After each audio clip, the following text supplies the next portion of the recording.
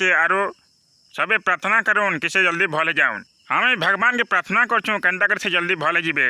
किस कारण से हो गई वो सब कुछ आपको दिखाऊंगा तो आपके होश उड़ जाएंगे, आपके पैरों तले जमीन निकल जाएगी।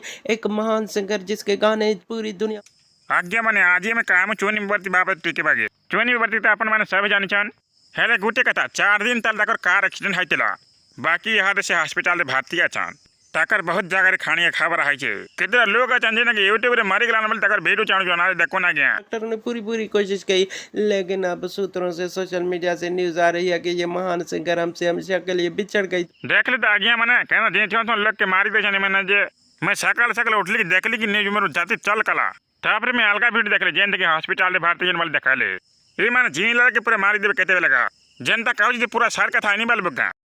ओ भगवान, ये क्या हुआ अचानक महान सिंगर के साथ, आखिर कैसे निधन हो गई चुनी बगाती का, वो सब कुछ आपको दिखाऊंगा इस वीडियो में दोस्तों।